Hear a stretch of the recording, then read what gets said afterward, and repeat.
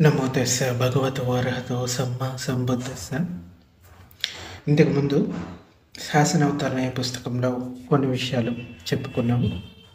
దాని కంటిన్యూషనే ఈరోజు చెప్పుకుందాము. అంటే ఆహారాన్ని ఇంకా ఆవశ్యకాలను ఉపయోగించుకునేటప్పుడు ఏ విధంగా ప్రత్యవేక్షణ చేసుకొని ఉపయోగించుకోవాలి అన్నది తెలుసుకోవాలి. ఒక భిక్షువు కానీ సామాన్యుడు కానీ పర్యవలోకనం అన్న ప్రత్యవేక్షణ అన్న ఒకటే అర్థం వస్తుంది. మానవులు ఆహార పానీయాలు, దుస్తులు మొదలైన ఎన్నింటినో వినియోగించుకుంటూ ఉంటారు. వాటిలో దోషాలను కలుగజేసే విషయాలు ఎన్నో ఉంటాయి. అవి భిక్షువులకి అనుకూలం కావు. కొన్ని దోషాలను కలగజేయవు, అవి అనుకూలం. ఇక్కడ పర్యవలోకనం అంటే పటిసంక యోనిసో అంటే దుస్తుల వంటి వాటిని వినియోగించే సమయంలో వాటిని చూసినప్పుడు జ్ఞాన పరిభోగాన్ని తప్పించుకోవడానికి వాటి మూల నిర్మాణాన్ని, వాటి నాశనమయ్యే ధర్మాన్ని ప్రతి ఒక్క భిక్షువు ఉపయోగించుకునే ప్రతి చీవరాన్ని అంటే దానంగా పొందిన ప్రతిసారి ఉపయోగించుకునే ప్రతిసారి తినడానికి నోట్లో పెట్టుకునే ముద్దకు ఇలా పర్యవలోకనం చేసుకోవాలి. అయితే ఇలా రోజులో ఎన్నోసార్లు పర్యవలోకనం చేయు సామర్థ్యం లేకపోతే పొద్దుపోయేసరికల్లా ఉదయం నుండి గ్రహించిన అన్నిటిపై పర్యవలోకనం చేయాలి. అలా చేయకుండానే ఆ రోజు గడిచిపోతే జ్ఞాన పరిభోగ దోషమవుతుంది. ఆశ్రమంలో అడుగడుగున ప్రతిసారి పర్యవలోకనం చేసుకోవాలి. చీవరాల విషయంలో ఈ పద్ధతి తప్పిపోకుండా అమలు చేసుకోవాలి. రోగులకు ఇచ్చే ఆవశ్యకాలు అంటే మెడిసిన్ ఒక ప్రత్యేకమైన ఫలితం కోసం అంటే రోగం తగ్గడానికి ఇవ్వబడతాయి కనుక వాటిని వినియోగించే సమయంలో కూడా ఈ పర్యవలోకనం చేసుకున్నంత మాత్రాన సరిపోదు. వాటిని గ్రహించే సమయంలో రోగంతో ఉన్నందువల్ల పర్యవలోకనం చేసుకోవడం కష్టం కనుక వాటిని వినియోగించుకునే సమయంలో పర్యవలోకనం తప్పనిసరిగా చేసుకోవాలి. అలా చేయనిచో అది ఆ భిక్షువుకు తప్పిదమవుతుంది. పర్యవలోకనం చేసుకునే సమయంలో చాలామంది పాలీ పదాలనే వాడతారు. కానీ పాలీ భాష బాగా తెలిసి ఉన్న వారికి సరిపోతుంది. వారు ఉచ్చరించే సమయంలో పాలీలో ఆయా పదాలకు ఎంత అర్థం ఉందో అంతటిని తమ మాతృభాషలో తెలుసుకోవాల్సి ఉంటుంది. అంటే ఇక్కడ దాని అర్థం ముందు తెలుసుకోవాలి.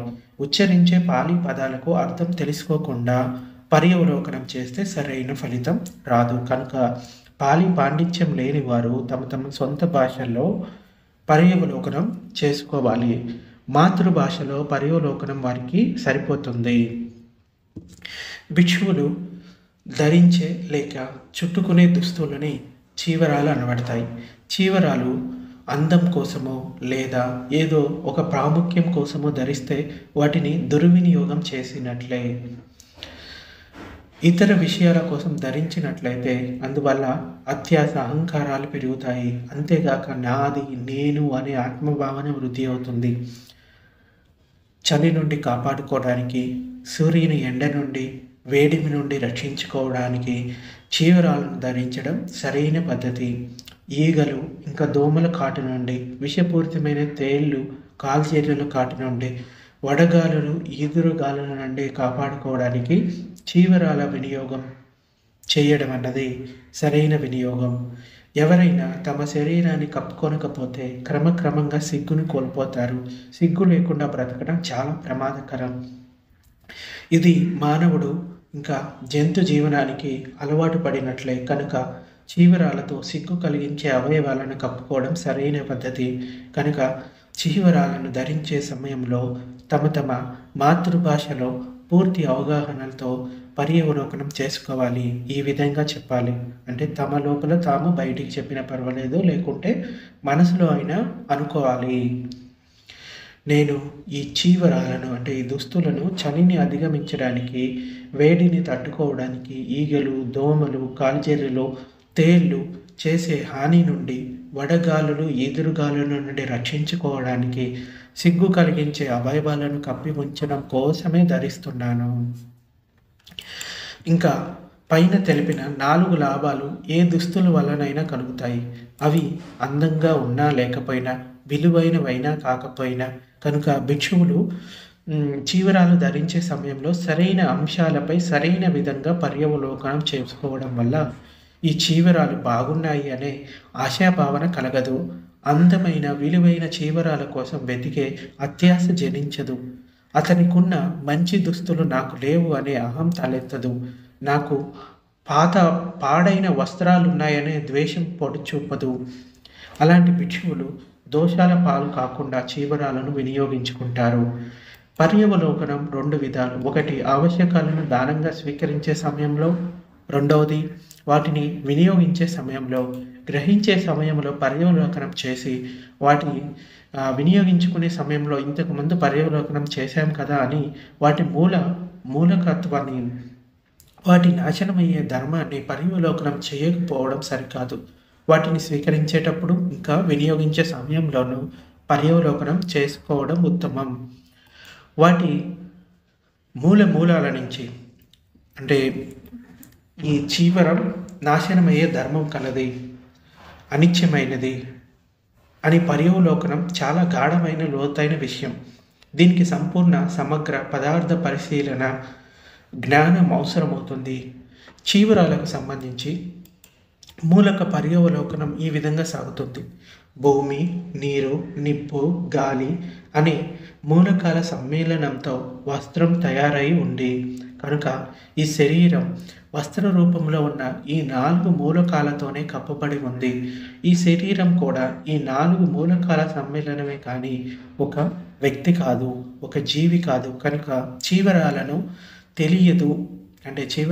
తెలియదు తాము ఈ శరీరం చుట్టూ కప్పబడి ఉన్నామని. శరీరానికి తెలియదు చీవరాలు తన చుట్టూ కప్పబడి ఉన్నాయని. చీవరానికి, శరీరానికి రెండింటికి తమ గురించిన ఏ అంచనాలు, ఏ తలంపులు ఉండవు. ఈ విధమైన మూలకాలపై పర్యవేక్షణ చీవరాలకు సంబంధించిన అత్యాశను, అహాన్ని తొలగిస్తుంది. ముఖ్యంగా నేను, నాది అనే ఆత్మభావన నశిస్తుంది. నశించే ధర్మం మీద పర్యవలోకనం ఇలా సాగుతుంది. 9 ద్వారాల నుండి స్రవించే మలమూత్రాలు, ఉమ్మి, పుసి, చీమిడి, చెమట మొదలుగునవి అశుభ్రమైన ఉతికిన చీవరాలకు అంటుకొని మైలపడతాయి, మురికైపోతాయి. ఇక ఆహార విషయమై కొన్ని అనుకూలమైన, మరికొన్ని అనుకూలం కాని అంశాలు ఉన్నాయి. పల్లె పిల్లగాళ్ళు అంటే పల్లెలో ఉండే పిల్లలు ఆహారం దొరకగానే తమలో తాము కొట్లాడుకుంటూ ఆటకాయితనంగా తింటారు. ఇలా తినడం భిక్షువులకు సరికాదు, అనుకూలం కాదు. అయితే ఈ చీవరానికి సంబంధించి నాకు చెప్తూ ఉన్నప్పుడు ఒక దమ్మపదంలో ఒక స్టోరీ గుర్తొస్తుంది. తిస్సా అనే ఒక భిక్షువు ఉండేవాడు. ఆ భిక్షువు ఎంతో ఇష్టంగా ఒక చీవరాన్ని తయారు చేయించుకొని దానికి రంగులు వేసుకొని తర్వాత రోజు నేను ఆ చీవరాన్ని కట్టుకోవాలి, అందరికన్నా నా చీవరం చాలా అందంగా కనబడాలి, మెత్తగా ఉంటుంది, అందరిలో నేను గొప్పగా కనపడతాను, ఈ చీవరాన్ని నేనే ధరించాలి అని ఆశతోటి ఉంటాడు. అయితే అనుకోకుండా అదే రోజు రాత్రి అతడు చనిపోతాడు. చనిపోయిన తర్వాత ఈ చీవరం మీద ఉన్న అత్యాశ వల్ల ఒక చిన్న పురుగులాగా పుట్టి అదే చీవరంలో ఉంటాడు. అయితే ఎవరైనా భిక్షువు చనిపోయిన తర్వాత అతని చీవరాలు ఇంకా భిక్షాపాత్ర ఆ భిక్షు సంఘానికి ఇవ్వడం జరుగుతుంది. ఆ తర్వాత ఎవరికైతే అవసరం ఉందో వాటిని ఆ భిక్షువులు ఉపయోగించుకుంటారు. అయితే బుద్ధుడు ఈ చీవరాన్ని సంఘానికి ఇచ్చిన తర్వాత భిక్షువులని 7 రోజుల పాటు ఈ చీవరాన్ని ఉపయోగించవద్దు అని చెప్తాడు. ఎందుకంటే ఈ అత్యాశతో అంటే దాని మీద మమకారంతో చనిపోయిన ఈ తిస్స అనే భిక్షువు ఒక చిన్న పురుగులాగా జన్మించాడు. అంటే ఆ పురుగులాగా ఇంకా అదే చీవరంలో పుట్టాడనమాట. ఎందుకు? దాని మీద మమకారం చావక. సో 7 రోజుల వరకు అతడి జీవితం ఉంటుంది. 7 రోజుల తర్వాత అతడు మరణిస్తాడు అని చెప్తాడు. అలా చెప్పిన తర్వాత భిక్షువులకు చెప్తాడు, ఈ వస్తువులపైన, భౌతిక విషయాలపైన ఉన్న మమకారం మళ్ళీ ఇక్కడ పుట్టేలాగా చేస్తుంది. అందుచేత విషయాలను ఉన్నది ఉన్నట్లుగా చూడటం అనేది నేర్చుకోవాలి. చీవరాలు ఇందాక చెప్పుకున్నాము, 4 ధాతువులతోటి నిర్మితమై ఉన్నాయి. ఇంకొక 4 ధాతువుల్ని కప్పుతూ ఉన్నాయి. అంతే తప్ప ఇది కొత్తది, లేకపోతే ఇది సౌకర్యవంతంగా ఉంటుంది, లేకపోతే ఇది ఉంటేనే నాకు నడుస్తుంది, ఈ కలరే కావాలి, మళ్ళీ మళ్ళీ నాకు ఈ చీవరాలు పొందాలి అనే అత్యాశ పెరిగింది అంటే భిక్షు జీవితంలో మళ్ళీ కొత్త విషయాలు వాళ్ళ లోపల వృద్ధి అవుతూ ఉంటాయి. అందుకని ప్రత్యవేక్షణ అన్నది కంపల్సరీ చేసుకోవాల్సి ఉంటుంది. అయితే ఆహారాన్ని ఉపయోగించేటప్పుడు కూడా ఏదో ఆటకాయితనంగా తీసుకోకూడదు. మల్ల యోధుల సైనికుల శరీరాన్ని బలవర్ధకం చేసుకోవడానికి ఉపాసకులు ఇచ్చిన తిండి తినడం భిక్షువులకి అనుకూలం కాదు, సరికాదు. కొవ్వు పట్టడం కోసం, కండలు పెరగడం కోసం ఉపాసకులు దానం చేసిన ఆహారం భుజించడం భిక్షువులకు సరైన పద్ధతి కాదు. ఇంకా సౌందర్యం కోసం, వేశ్యల వలె అంటే అందం కోసం ఉపాసకులు దానం చేసిన ఆహారం భుజించడం భిక్షువులకు సరైన పద్ధతి కాదు. కేవలం జీవించడానికి, ఈ శరీర పోషణార్థం, ఈ శరీరాన్ని పోషించుకోవడానికి ఆహారాన్ని తీసుకోవాలి. ఆకలి తీర్చడానికి ఆహారాన్ని ఆరగించడం సరైన పద్ధతి. అస్సలు ఆహారం తీసుకోకుండా శాసనంలో సరైన సాధన చేయడం కుదరదు. శాసనంలో భిక్షు సాధనలు చేయడానికి తగినంత భుజించడం అన్నది తప్పనిసరి, సరైన పద్ధతి. తగు మాత్రంగా ఎంతెంత ఆహారాన్ని తీసుకోవడం వల్ల దీర్ఘకాలపు జీవనం కలుగుతుందో అంతంత మాత్రమే తినడం భిక్షువులకి అనుకూలం. తెలివి కలిగి తినే జ్ఞానంతో ఆహారాన్ని తీసుకోవడం వల్ల నాకు దీర్ఘకాల జీవనాన్ని ఇవ్వడానికి మంచిది అని తినడం, అంటే అలా తెలుసుకొని తినడం అన్నది, ప్రత్యవేక్షణ చేసుకుంటూ తినడం అన్నది సరైనది. ఇలా తెలివిగా ఆహారం తీసుకోవడం వల్ల ఆకలిని అధిగమించగలగడమే కాకుండా అతి తిండి వల్ల కలిగే అసౌకర్యం తెలిసి వస్తుంది. కనుక అసౌకర్యం కలిగే విధంగా తినడం జరగదు. ఇంకా ఎంత తింటే దీర్ఘకాలం మనగలుగుతారో అంత మాత్రమే తినే జ్ఞానంతో ఆహారాన్ని తీసుకోవడం సరైన పద్ధతి. తప్పుడు పద్ధతుల ద్వారా పొందకుండా దొరికిన ఆహారాన్ని పై విధంగా భుజించడం, ఆవశ్యకాలను సరైన విధంగా వినియోగించడం అవుతుంది. తగినంత మాత్రమే భుజించడం భిక్షువులకి అనుకూలం. భిక్షువులు ఈ సరైన పద్ధతిని అనుసరిస్తూ మేలు చేయని పద్ధతిని వదిలేస్తూ భుజించాలి. నిర్వాణం పొందాలనుకునే భిక్షువు పొట్ట నిండడానికి 4-5 ముద్దలు వెలితిగా తిని నీరు త్రాగడం మంచిది. ఈ విధంగా భుజించడం వల్ల చక్కని స్థిర ఆసనానికి, ఆరోగ్యానికి మంచిది. పై విధంగా పర్యవలోకనం చేసుకుంటూ, ప్రత్యవేక్షణ చేసుకుంటూ భిక్షువు భుజించడం వల్ల అతనిలో తృష్ణ తొలగిపోతుంది. తథాగతుడు తిండిపై తృష్ణ తొలగిపోవడానికి పుత్రుని మాంసం తిన్న తల్లిదండ్రుల కథను వివరించాడు. ఇది నిన్న కూడా చెప్పుకున్నాము, మళ్ళీ ఈరోజు కూడా ఒకసారి చెప్తాను. దంపతులిద్దరూ తమ చంటి పిల్లవాడిని వెంటబెట్టుకొని కొన్ని తినుబండారాలను, మరికొంత నీటిని తీసుకొని 100 యోజనాల ఎడారిని దాటడానికి ప్రయాణమయ్యారు. ఎడారి మధ్యలో వెళ్ళేసరికి వారు తెచ్చుకున్న ఆహారం, నీరు పూర్తిగా ఖాళీ అయిపోయాయి. ఇక ముందుకు వెళ్ళడానికి కానీ వెనక్కి వెళ్ళడానికి కానీ వీలు లేకపోయింది. వారు ఆకలితో, దాహంతో, అలసటతో ఒక చెట్టు నీడను కూర్చున్నారు. భర్త భార్యతో ఇలా అంటాడు, ఈ చుట్టుపక్కల దగ్గరలో ఏ పల్లె కానీ పట్టణం కానీ లేదు. 50 యోజనాలు వెళ్ళవలసిందే. ఇక్కడ ఉండి ఎవరు చేసేదేమీ లేదు. అందరం బ్రతకడం అసాధ్యం. ముగ్గురు మృత్యువాత పడే కన్నా మీరిద్దరు బ్రతికిపోండి. నన్ను చంపి నా మాంసం ఇక్కడ కొంత తిని మరికొంత వెంట తీసుకొని త్రోవలో తింటూ ఊరు చేరుకోండి అని చెప్తాడు. అప్పుడు భార్య భర్తతో అంటుంది, ఆడదాన్ని ఒంటరిగా శ్రమించి పిల్లవాడిని బతికించలేను కనుక నన్ను చంపి తిని మీరిద్దరు బ్రతికిపోండి అని భార్య చెప్తుంది. అప్పుడు భర్త భార్యతో, ఈ పిల్లవాడు చంటి పిల్లవాడు కనుక నీవు లేకుండా బ్రతకలేడు. నీవు మరణించడం అంటే పిల్లవాడు కూడా మరణించడమే. కానీ మనమిద్దరం బ్రతికి ఉంటే ముందు ముందు మళ్ళీ మనం బిడ్డలను కనవచ్చు. కనుక మనం మన బిడ్డని చంపుకొని తింటూ ఈ ఎడారిలో దాటి గండం నుండి బయటపడదామని భర్త చెప్తాడు. అప్పుడు ఆమె పిల్లవాడిని చంపమని భర్త చేతికిచ్చింది. అతడు తన బిడ్డను చంపలేకపోయాడు. కష్టపడి పెంచిన బిడ్డను నేను చేతులారా చంపలేను అని ఆ బిడ్డను తన భార్య చేతికి ఇచ్చాడు. ఆమె కూడా కన్న బిడ్డను చంపలేకపోయింది. కానీ ఆ పసివాడి ప్రాణం సుకుమారమైంది కనుక ఎండకు, ఆకలి, దాహానికి తట్టుకోలేకపోయింది. ఆ రోజే ఆ పసివాడు మరణించాడు. తల్లిదండ్రులు ఇద్దరు తలదెళ్ళిపోయారు. వెక్కి వెక్కి ఏడ్చారు. బ్రతకడానికి మరో మార్గం లేక ఆ పిల్లవాడి మాంసం తిని ఆ ఎడారి నుండి బయటపడ్డారు. ఇది భగవానుడు చెప్పిన పుత్ర మాంస ఉపమానం. ఆ తల్లిదండ్రులకు తినడానికి ఆ మాంసం అసహ్యకరంగా ఉంది.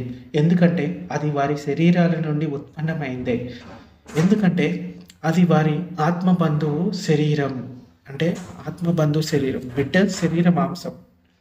ఎందుకంటే అది వారి పుత్రుని మాంసం. ఇంకా ఎంతో ప్రేమించిన పసిబిడ్డ మాంసం. ఎందుకంటే అది లేత మాంసం. ఎందుకంటే అది పచ్చి మాంసం. అది ఉప్పు, కారం, మసాలాలు లేని వండని మాంసం. అసాధారణ పరిస్థితుల్లో తినే మాంసం.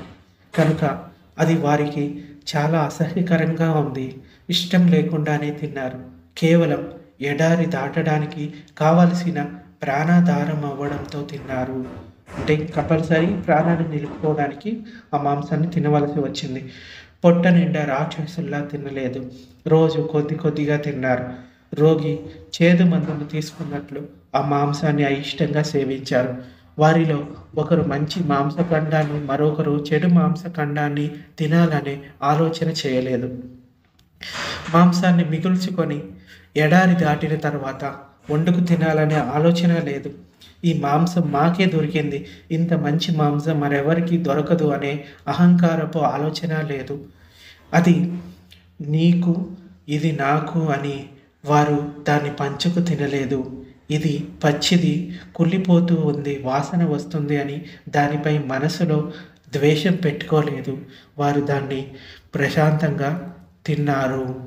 ఆ దంపతులిద్దరూ తమలో ఏ అహంకారం లేకుండా, మాంసం పట్ల తృష్ణ లేకుండా, కేవలం ఎడారి దాటడానికి, బ్రతకడానికి ఎలా తగుమాత్రంగా తిన్నారో అలా భిక్షువులు ఈ భవమనే ఎడారి దాటడానికి పర్యవేక్షణ చేస్తూ, పర్యవలోకనం చేస్తూ ఆహారం తీసుకోవాలి అని తెలపడానికి భగవానుడు ఈ ఉపమానాన్ని బోధించాడు. భిక్షువులు ఉపాసకులు ఇచ్చిన భిక్షను లేదా వేరే విధంగా అందిన భిక్షను ఈ ఆహారం రుచికరంగా ఉంది అని ఇష్టంతో, తృష్ణకు లోను కాకుండా, దాన్ని దాచుకోవాలనే కోరిక లేకుండా, ఇలాంటి ఆహారమే ఎల్లప్పుడూ నాకు అందాలి అనే ఆశ లేకుండా, ఇంకెవ్వరికి ఇలాంటి మంచి భోజనం లభించకూడదనే అహం తలెత్తకుండా, ఈర్ష్య పడుచూపకుండా పర్యవేక్షణ చేసుకుంటూ, పర్యవలోకన చేసుకుంటూ తీసుకోవాలి, భుజించాలి. ఈ ఆహారం మంచిగా లేదు, చౌకరకంగా ఉంది అని విచారపడకుండా, దాని రుచి గురించిన ఎంపిక చేయకుండా, ఇది ప్రాణం నిలవడానికి, జీవనం సాగిపోవడానికి మాత్రమే స్వీకరించాలి. పైన చెప్పిన విధంగా కథలో లాగా ఆహారం ఎలా తీసుకోవాలో, ఎలా తీసుకోకూడదో సరైన కారణాలను తెలుసుకుంటూ, పర్యవేక్షణ చేసుకుంటూ తీసుకోవాలి. అంటే ఆహారాన్ని గ్రహించాలి. ఆరోగ్యకరమైన ఆహారాన్ని తినడం అనేది ముఖ్యము. ఏది దొరికితే అది తిన్నాము అంటే మళ్ళీ అక్కడ అనారోగ్యం వస్తుంది. ఏది లేని పరిస్థితుల్లో దాన్ని స్వీకరించాలి. ఒకవేళ మంచి ఆహారం, అంటే శరీరానికి తగినట్టుగా ఆహారం దొరికితే దాన్ని కూడా పర్యవేక్షణ చేసుకుంటూ తీసుకోవచ్చు. కాకపోతే దాని పట్ల రాగం అనేది పెరిగిపోకూడదు. నేను ఈ ఆహారాన్ని సంతోషం కొరకు కాకుండా, శారీరక బలం కోసం కాకుండా, కొవ్వు పట్టడానికి కాకుండా, సౌందర్యవంతం చేసుకోవడానికి కాకుండా ఆహారాన్ని భుజిస్తున్నాను. నేను ఈ ఆహారాన్ని కేవలం బ్రతకడం కోసం, జీవన యాత్ర కోసం ఇంకా ఆకలి తీరడం కోసం బుద్ధ శాసనంలో ధ్యానాది సాధనలు చేయడానికి కావలసిన శక్తి కోసం మాత్రమే స్వీకరిస్తున్నాను. ఎక్కువగా తిని ఇబ్బందిని కలుగజేసుకోను. తగు మాత్రంగా తిని దీర్ఘకాల జీవనాన్ని చేకూర్చుకుంటాను. చెడు మార్గాల ద్వారా అందిన ఆహారాన్ని స్వీకరించకుండా సరైన విధంగా అందిన ఆహారాన్ని పై విధంగా భావన చేస్తూ స్వీకరిస్తాను. తగు మాత్రంగా తిని దీర్ఘకాలం ఆరోగ్యం చేకూర్చుకుంటాను అని ప్రత్యవేక్షణ చేసుకోవాలి. ఆహారాన్ని తినే ముందు, తినేటప్పుడు కూడా.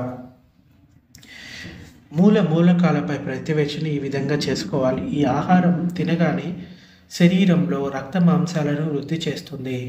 ఈ విధంగా జరుగుతుందని ఆహారానికి కూడా తెలియదు. ఆహారం వల్ల రక్త మాంసాల తన వృద్ధి కలుగుతుందని శరీరానికి తెలియదు. రెంటికి తెలియకుండానే, ఏ ఆపేక్ష లేకుండానే మూలకాల సంగ్రహ కారణమయ్యాయి. ఈ విధమైన ప్రత్యవేక్షణ వల్ల నేను తిన్నాను అని ఆత్మభావన తలెత్తదు. నశించే ధర్మంపై ప్రత్యవేక్షణ ఇలా సాగుతుంది. ఈ ఆహారం చూడడానికి శుభ్రంగా, చక్కగా, మంచిగా కనిపిస్తుంది.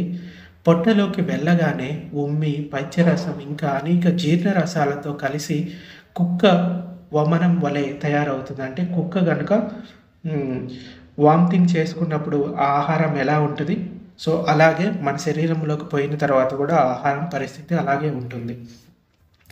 ఆ తర్వాత జీర్ణమై మలంగా మారి కుళ్ళిపోయే ధర్మం కలదవుతుంది. ఈ విధమైన పర్యవలోకనం ఆహారంపై గల తృష్ణను నాశనం చేస్తుంది. అహం అణగారిపోతుంది. బుద్ధ శాసనంలో ఈ విధమైన ధ్యానం ఉన్నతంగా భావించబడుతుంది.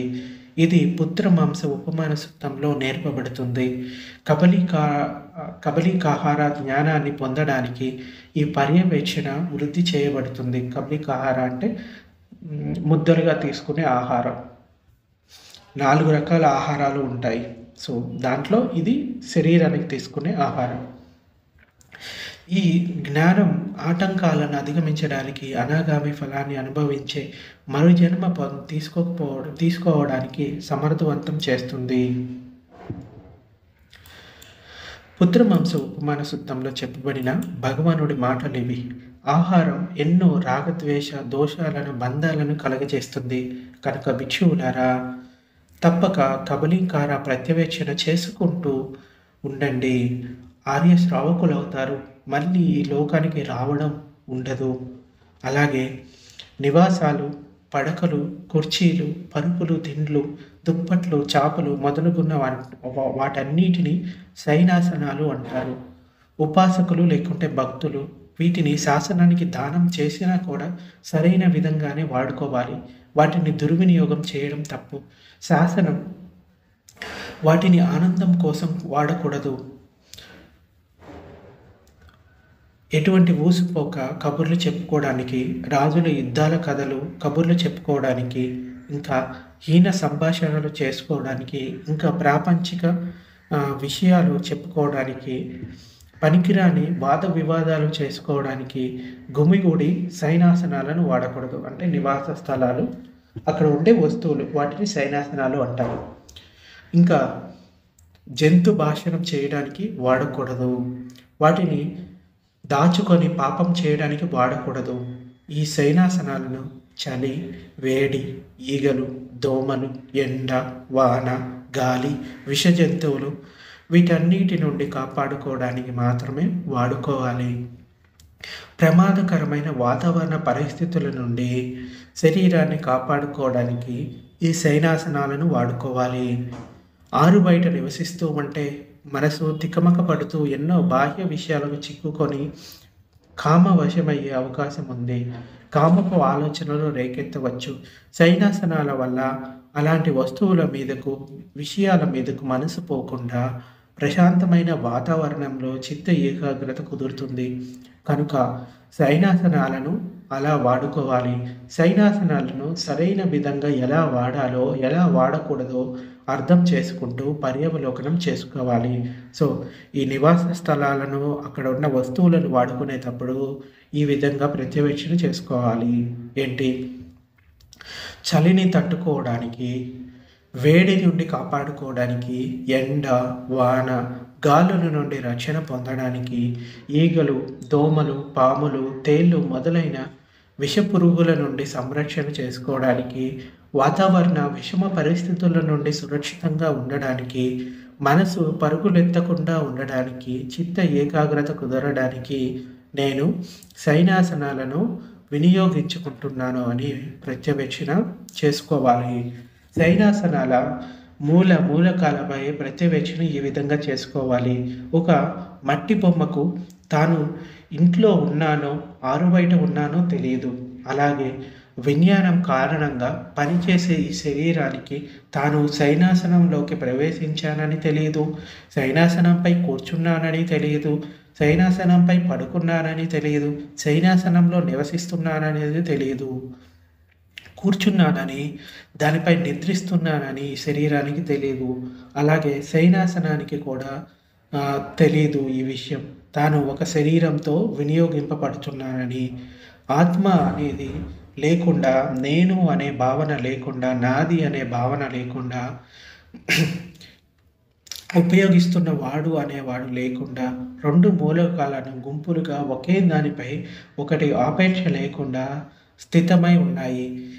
ఆ రెండు ఏ ఎరుక లేకుండానే భిక్షువు మిట్ట మధ్యాహ్నం తర్వాత ఆహారం తీసుకోరాదు. తథాగతుడు ఔషధ ద్రవ్యాలను తరువాత కూడా, అంటే మిట్ట మధ్యాహ్నం తర్వాత కూడా తీసుకోవడానికి అనుమతించాడు. అవేంటి? నూనె, నెయ్యి, తేనె, బెల్లం, ఇంకా 8 రకాల పానీయాలు, పండ్ల రసాలు ఉంటాయి. వాటిని దాహం తీర్చుకోవడానికి, శారీరక రుగ్మతను అధిగమించడానికి మిట్ట మధ్యాహ్నం తర్వాత వాటిని తీసుకోవడానికి అనుమతించాడు. గిలానపస అంటే రోగం నుండి ఉపశమనం పొందడానికి మిట్ట మధ్యాహ్నం తర్వాత కూడా తీసుకోవడానికి అనుమతించబడిన ఔషధ ద్రవ్యాలు. అయితే వాటిని ఆనందం కోసం, ఉల్లాసం కోసం సేవించే పానీయాలుగా ఉపయోగించుకోవడం సరికాదు. వాటిని శారీరక రుగ్మతలను అధిగమించుకోవడానికి, ఇంకా ముందు ఎటువంటి రోగం రాకుండా నిరోధించడానికి మాత్రమే వినియోగించుకోవాలి. గిలానపత్య వినియోగంపై ఈ విధంగా పర్యవేక్షణ చేసుకోవాలి. నేను రుగ్మతలను, శారీరక బాధలను అధిగమించడానికి ఈ గిలానపత్యను వినియోగిస్తున్నానని పర్యవేక్షణ చేసుకుంటూ వాటిని ఉపయోగించుకోవాలి. గిలానపత్య అంటే మెడిసిన్. గిలానపత్య మూలకాలపై పర్యవేక్షణ ఈ విధంగా చేసుకోవాలి. ఈ వ్యాధి శరీరంలో ప్రవేశించి శరీరాన్ని పాడు చేసింది, కానీ దానికి తెలీదు ఈ విధంగా చేస్తున్నానని. ఈ శరీరానికి తెలీదు గిలానపత్యతో రుగ్మత వదిలిపోతుందని. 2 మూలకాలతో కూడిన 2 సమూహాల సమ్మేళనం మాత్రమే. అవి 2 ఒకదానితో ఒకటి ఆపేక్ష లేకుండా సమ్మేళనమై ఉన్నాయి. అవి నేను, నాది, నేను పుద్గులను, అంటే నేను వ్యక్తిని అనే ఆత్మభావన లేకుండా ఉన్నాయి. గిలానపత్య నశించే ధర్మాన్ని ఇలా పర్యవేక్షణ చేయాలి. ఔషధం శరీరంలోకి వెళ్ళి ఉమ్మి, కళ్ళె, పైత్యరసం ఇత్యాదులతో కలిసి రక్త మాంసాలలో కలిసి చీముగా బయటపడి నశిస్తుంది. సో ఈ విధంగా సాధారణంగా పాలీ భాషలో పర్యవేక్షణ చేస్తారు భిక్షువులు. కానీ ముందు తెలుగు భాష అన్నది వాళ్ళకి, అంటే మనకైతే తెలుగు, ఎవరి వారి సొంత భాషలో దాని అర్థాన్ని తెలుసుకోవాలి. ఉపయోగించే ముందు వాటిని పర్యవేక్షణ చేసుకుంటూ వీటిని గ్రహించాల్సి ఉంటుంది. సో ఒకవేళ చీవరాలు, ఆహారం, శయనాసనాలు, గిలానపత్య వినియోగ సమయంలో పర్యవేక్షణ లేదా పర్యవలోకనం చేసుకోవడం తప్పనిసరి. కానీ భిక్షువులకి మతి మార్పు వల్ల ఇది కష్టంగా తయారై పర్యవలోకనం తరచుగానే చేసుకోలేకపోవడం జరుగుతుంది. కనుక వారు ఆ రోజు సూర్యాస్తమయానికి ముందే ఏదో ఒక సమయంలో తమ ఆవశ్యకాల వినియోగంపై పర్యవేక్షణ చేసుకోవాల్సి ఉంటుంది. ఒకవేళ అలా పర్యవలోకనం చేసుకోకుండానే ఆ రోజు గడిచిపోతే కనుక అవి జ్ఞాన పరిభోగ అవుతుంది. సో అందుకోసం రోజులో ఒక్కసారైనా కానీ వీటిని పర్యవేక్షణ చేసుకోవాల్సి ఉంటుంది. ఈ పర్యవలోకనం జ్ఞాన పరిభోగాన్ని తప్పించుకోవడానికి, అంటే తప్పుకోవడానికి వ్యాధిగ్రస్త భిక్షువులకు సరిపోతుంది. ఇంకా మూలకాలపై వాటి నశించే ధర్మంపై పర్యవలోకనం చేయడం చాలా మంచిది. అలా చేయదలుచుకున్న వారు ఇంతకుముందు చెప్పిన విషయాలను పాలీలో నేర్చుకుంటే మంచిది. సో అది ముఖ్యంగా భిక్షువులకి, శ్రామణేయులకు అవసరం అవుతుంది. దీనివల్ల ఎన్నో దోషాలు తొలగిపోతాయి. ఇది విపశ్యన యోగులకు కూడా బాగా ఉపయోగపడుతుంది. సరైన ప్రత్యవేక్షణ పర్యవలోకనం లేకపోవడం వల్ల పెంపొందించుకొని దాచిపెట్టుకోవడం, సొమ్ము పోగు చేసుకోవడం, ఎక్కువ ఆవశ్యకాలను సంగ్రహించడం, ఇంకా వీటి వల్ల తృష్ణ, రాగం, ద్వేషం, అహం, ఆత్మభావం అని పెరగడం, గృహస్థు గుణాలు, భావాలు వృద్ధి అవ్వడం, ఇంకా భిక్షు భావాలు, గుణాలు తరిగిపోవడం జరుగుతాయి. ఈ కారణంగా భిక్షు ధర్మాలను, భిక్షు భావాలను పెంపొందించుకోవడానికి పర్యవలోకనం చేయడం ఎంతో ఆవశ్యకమైనది, తప్పనిసరి అయినది. సో ఈ విధంగా ఏదైనా వస్తువుని కానీ ఉపయోగించుకునేటప్పుడు ప్రత్యవేక్షణ చేసుకుంటూ తీసుకోవాల్సి ఉంటుంది తప్పనిసరిగా.